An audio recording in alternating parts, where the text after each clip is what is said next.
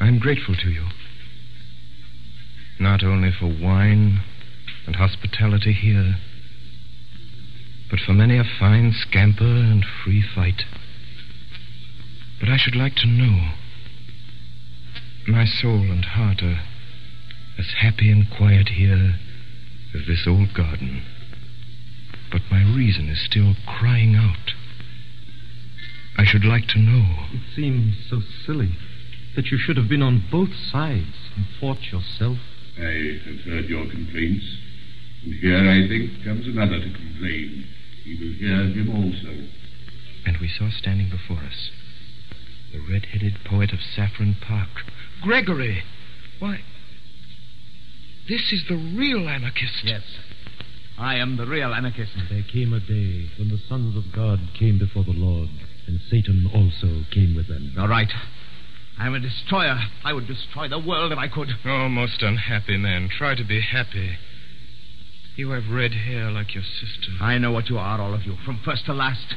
You're the people in power. You're the police, the great fat smiling men in blue and buttons. You're the law. You're the 7 angels of heaven, and you've had no troubles. Oh, I could forgive you everything if I could feel for once that you had suffered for 1 hour a real agony, such as I. I see everything. Everything. Everything that there is.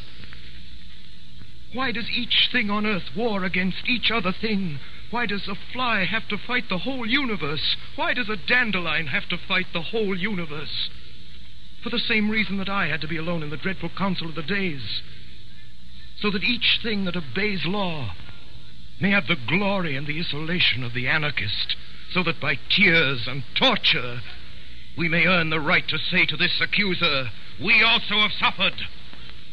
I repel the slander. We have not been happy. I can answer for every one of the great gods of law whom he has accused. I saw suddenly the great face of Sunday. Have you ever suffered? As I gazed, the great face grew to an awful size larger than the colossal mask of Memnon, which had made me scream as a child.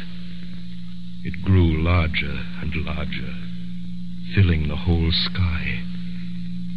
Then in the blackness, before it entirely destroyed my brain, I seemed to hear a distant voice saying a commonplace text that I had heard somewhere. Can ye drink of the cup that I drink of? When men in books awake from a vision, they commonly find themselves in some place in which they might have fallen asleep. I could only remember that gradually and naturally I knew that I was awake and had been walking along a country lane. Dawn was breaking over everything, in colors at once clear and timid, as if nature made a first attempt at yellow and a first attempt at rose. A breeze blew so clean and sweet that one could not think it blew from the sky. It blew rather through some hole in the sky. I felt a simple surprise when I saw, rising all round me on both sides of the road, the red, irregular buildings of Saffron Park.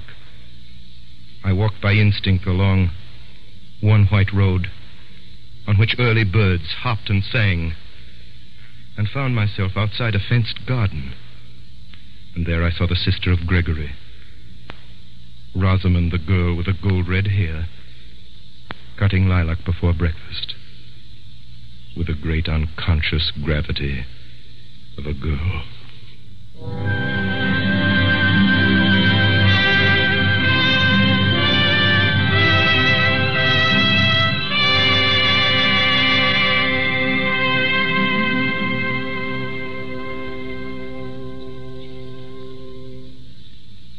Tonight, the Columbia Broadcasting System, through its member stations coast to coast, and the network of the Canadian Broadcasting Corporation, has brought you a production of G.K. Chesterton's The Man Who Was Thursday, by Orson Welles and the Mercury Theater on the air.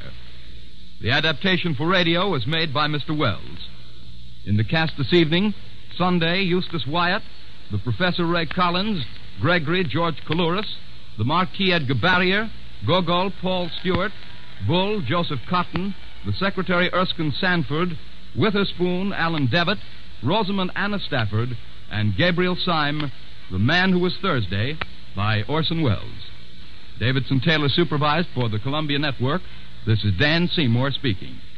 The orchestra was directed by Alexander Semler.